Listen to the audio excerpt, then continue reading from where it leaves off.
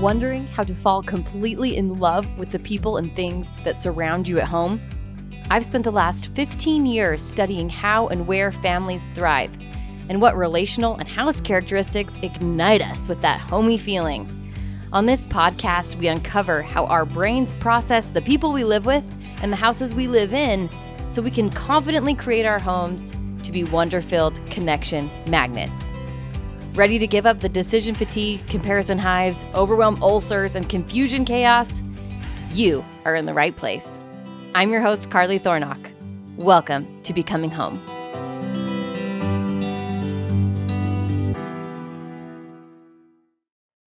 What's up, homies? I'm starting to go on a weekly run with my friend here at the ranch. Our early morning discussions are pretty fabulous. I must say that I think the world is solved between the hours of 5 and 7 a.m. This week, we were talking about how creating abundance requires letting go of control. And when I'm on a run, this really is pertinent because I feel out of control. I feel like the pain is, real. And I wish I could control it a little bit better, but I know that as I'm learning to run, I'm getting better at it. And I am actually coming into control by allowing myself this experience of feeling out of control. So this is the essence of flow, right? It's this coming to know that our aching for control is actually achieved by letting it go. You've heard of flow, right? I'm sure you've heard about it. It's this place where you're being stretched and you're doing what you love and you're in the groove and time goes by quickly and you're super creative and you're optimizing your talents and you just are in this richness of abundance. It's in flow. You could do it all day long and sometimes you do and you wake up with a jolt from your zone and you realize that hours have gone by. Abundance is the mindset of seeing flow opportunities all around you. This is knowing that finances will come your way as you need them. This is being open to the possibility that your house can be messy and the kids can be doing their thing and it's all good. You're in flow. You're not stressed about it.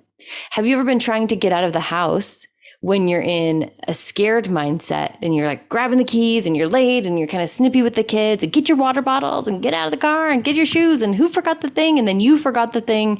So you have to run back in and you knock your hip on the doorknob and it just is hard and you create hard for yourself. Whereas when you're in abundance and you feel like you have all the time in the world, whether it's true or not, you're kinder to your kids. You don't forget the things. You get to your car. You don't hurt yourself banging into walls. When we are able to optimize flow and abundance, things go better. Our bodies aren't as stressed physically because of our emotions, right?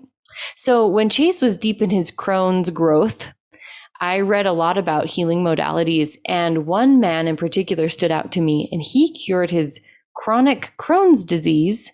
I'm pretty sure it was Crohn's disease. There's a chance it was a different autoimmune disease through flow. And he's written a bunch about how flow can cure you. It can recalibrate your body, which is really cool. And his method of flow was surfing, which I thought was beautiful. He started out with his friends having to carry him into the water and he could only sit on his surfboard. And that's what he would do for 5 minutes a day. And then he could work up to it. And every day as he let himself partake in this abundance, this delight of being in the ocean, he got stronger and stronger. Our bodies can do a lot when we're not feeling super stressed, right? We've heard a lot about stress and the negative effects on our body and our health of stress, and we all need to de-stress, but then we still go about our lives of fear and scarcity. So we're going to talk today about kind of how to reprogram that and to lean into abundance and into flow a little bit better. And in order to approach our home and family life and our house design with this flow, abundant mentality, we need to reprogram what's going on between our ears so that we can see the flow that's just ready for us to step into it. I'm going to teach you the first step in how this works today. So how do we even start reprogramming our hearts for abundance so that our relationships and our houses will reflect flow back to us, and so we can therefore reflect flow back into our lives. It's this beautiful circle of our brain to our body, our brain to our body, and the outside of us, where when we think flowy thoughts, we behave in flowy ways, which reignites our flowy thoughts. This extends to our house, where once we're in flow, we create flow in our homes, and our homes reflect flow back to us. How do we see the things around us, good and bad, as the waves that we surf in order to heal and connect with our relationships and with our design, et cetera, et cetera. And it all starts with dismantling the rules of the game. Because, my friends, if you try to surf with a stiff body and a rigid disposition because you think that's the rules, like somebody told you stand up straight on the surfboard, or you just thought that that was the rules from watching, you're going to get thrashed. You're going to get thrashed. And many of you are probably feeling that way right now about your home life. You're feeling thrashed. Surfing the waves in the ocean and surfing the waves of life requires knowing when to be stiff and when to loosen up. It's a dance, you guys. It's a dance more than like rigid IKEA instructions checklist. Although that's a very bad analogy, because we all know that IKEA instructions are half understood by the Holy Spirit, because they're all confusing. However, it's give and take. It's knowing when to push and when to pull. This is flow, and it's not something that can be explained really verbally. Just like in dance, I can't tell you how to follow a lead. I can't tell you how to lead strong. I can tell you in the best way that I know how to express it, but until you feel it in your body, it's not going to make any sense. As I was training in ballroom, there were so many teachers over a period of 5 years that would tell me how to do the most basic step in the waltz called the natural turn. And I remember working on the natural turn at every level, with every professional that would come in and teach us, with every private instruction, with every practice session. And until one day, somebody said it and I could relate to it in my body. I had just done it enough times that I was like, oh, that's what you mean. That's what you mean by a pendulum swinging. That's what you mean by powering backwards. That's what you mean by reaching with your ribs. That's what you mean by tucking in your belly and rounding your shoulder. Like, all of the things that they said made sense. They had said it a million times, but until I understood what was going on, I couldn't know it. So let's start with what we're doing right now in our home and family life that is not working for us, that feels rigid, so that we can take a look and get to know this tacit, movement-oriented way we're living our lives. And let's just start talking about it so that you're familiar with the concept. And as you go about your life, these examples are going to start popping up into your mind and into your heart. You're going to start recognizing when you're doing not flow, and you'll be able to know that there's another option, right? We first have to have awareness before we can change. So let's start with awareness, and we're going to tune in our awareness to what isn't working right now, to the pain spots, because you're doing a lot of things awesome. You're doing a lot of things really, really well. It's working for you. And there are some things that aren't working so great. So let's talk about those. So the set of rules we've developed over time are known as our manuals, and we have a lot of them, a lot of rule books. I like to refer to them as the books on the shelf that we have, that we can turn to at any time to tell each other and ourselves the rules about a particular situation. So we have a manual for what the husband should do for my birthday, right? That's right, we do. And we have a manual for how the dishes should be loaded in the dishwasher. We have a manual for what treats the church ladies should give the children. We have a manual for how children should behave at the store. We have a manual for how good moms look and talk and comb their hair. We have a manual for our mother-in-laws, and that can be a very, very thick manual, can't it, my friends? So listen, manuals are not necessarily bad, okay? Manuals are a representation of our conditioning, just our default mode of operation and our brain's way of saying, the world makes sense according to these parameters, and I can control things because here's how they work, and I can operate as a human. Manuals start being formed from birth. Like we just start learning how the world works and we make rules for them so that we can fit in and survive. Like it's very basic primal way to look at the world, and it's great. It's kept us alive. So congratulations to us all. We've lived. Our manuals have served us. Today, I'm inviting you to take a close look at these rules. Often when you feel frustration, disappointment, or overwhelm, there's a manual and an inner Bible thumping revivalist holding up the manual high above his head and shouting, "That's not the way things should go. See, if you look on page 42, paragraph 8, here's the rules. Here it is, see?" But here's the thing. You just made up the rules. The rules do not exist anywhere else except for in your brain. And everybody has different rules. This is how we know. This is how we know that everybody, to be happy, should be skinny. Like if this was a manual, this is a manual for a lot of people. In order to be happy, you should be skinny and have waist length wavy hair. Okay? Like people might think this. And the way that we know that that's not true is because there's lots of people who are skinny, first of all, whatever that means, who have wavy, whatever that means, hair, and they aren't happy. And so clearly the manual isn't reflective of truth. And clearly everybody doesn't think that that's even pretty. So it's just something that you have decided are the rules.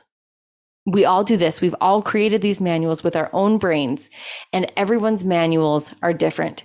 This is why you and your husband fight about how to make the bed, because in his manual, in his book about how to make the bed, it says pull up the sheets and then that equals good bed making.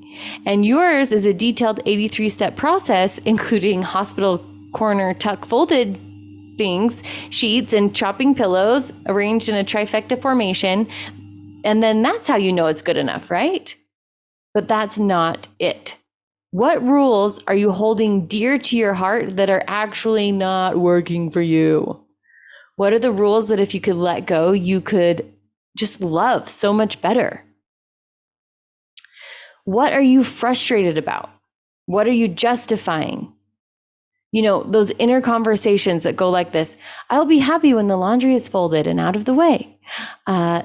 That's why I'm upset. That's why I'm upset. It makes sense because I'm the mother, and good mothers aren't satisfied or happy or pleasant unless things are tidy, and laundry equals things, and things should be tidy in order for moms to be happy. Okay, so I hear you like talking to me on your run. Hopefully I'm running with you. If I'm anybody's running partner, just know that I feel completely honored.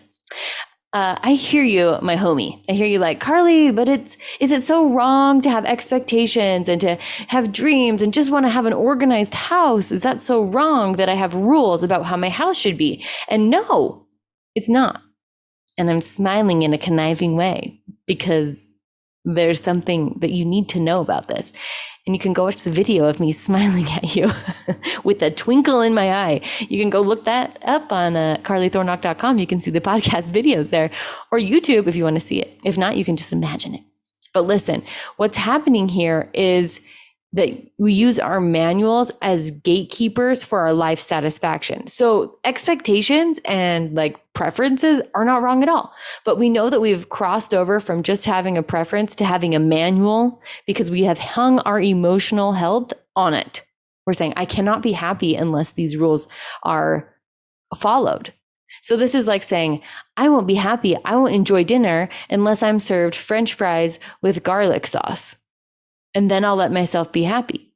When really, does French fries and garlic sauce make happiness? Like, no, you're just making this rule and you've hung your emotional satisfaction, your life joy on it, versus saying, I'd prefer to have French fries and garlic sauce. That sounds so bad, right? I prefer, maybe somebody loves it. It's fine. The French fries and garlic sauce for dinner, I'd prefer that. And if I'm served a fruit parfait, I could still be happy.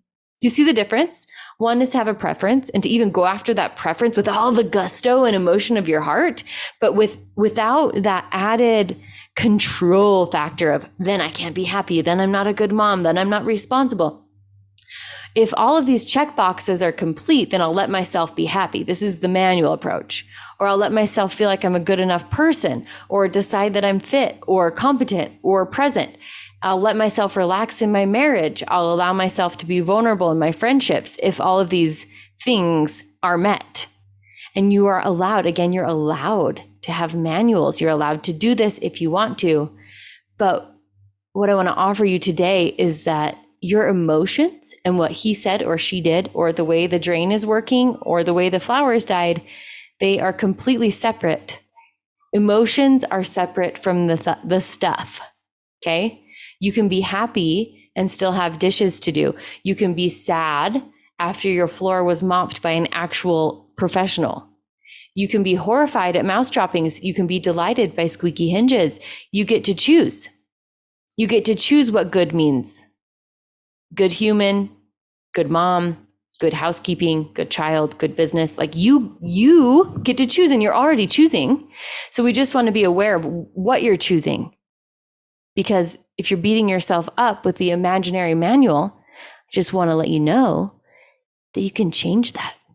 That you're allowed to just say, it's a good mom to wake up and to feel love for her kids.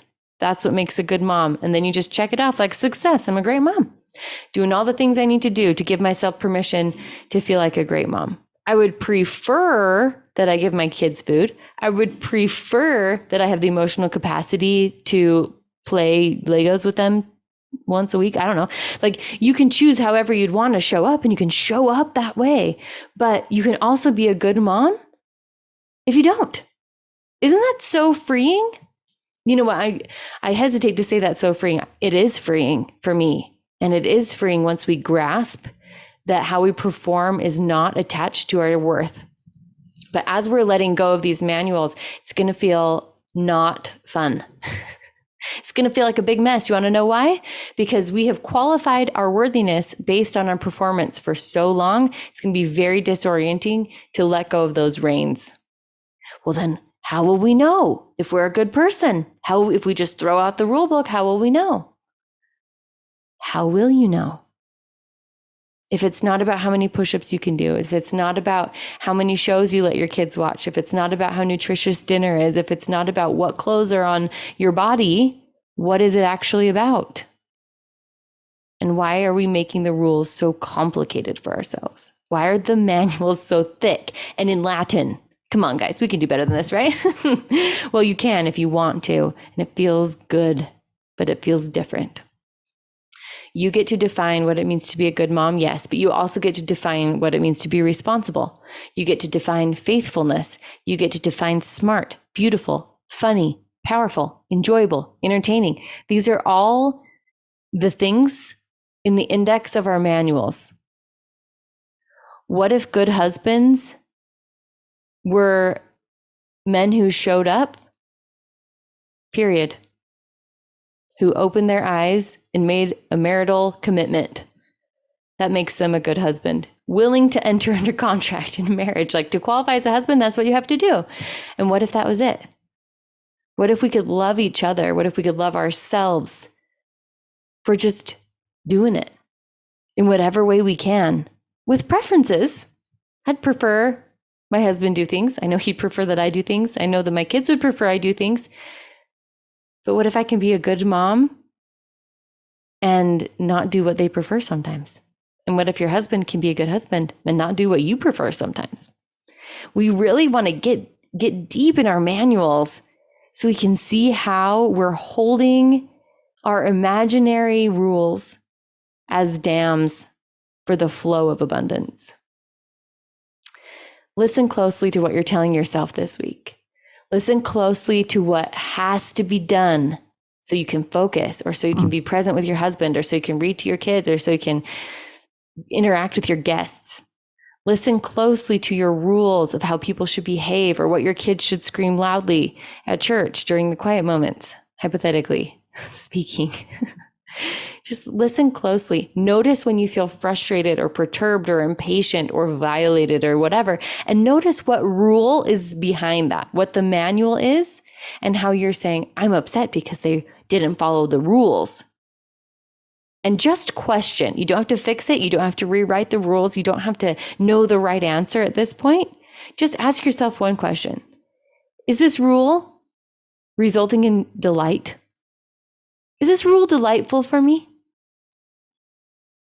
It's going to feel messy, you guys. It's going to feel so messy. And I'm so excited for you. This work is the work that saved my marriage and allowed me to show up as a loving person, the person that I wanted to be. And the way that I knew it was loving is because I felt love. I felt love.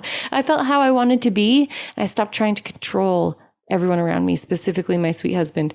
Bless his soul. Check into your manuals. See how you're treating yourself.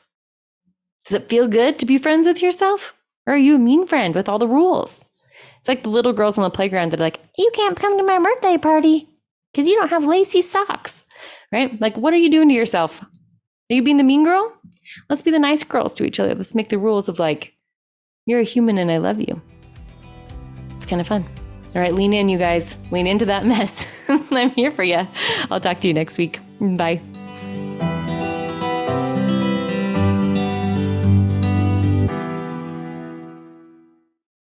Hey, thanks for listening today. If you love what you're hearing, share this episode with a friend who you want to chat with about it. Also, leave a review for the show so we can reach more soulful mamas looking to love the magical humanity that surrounds them at home. If you really are digging this scene, come check out The Knowing, the inner circle for confident home creating. Find all the info about it as well as a full transcript of this episode over at carlythornock.com.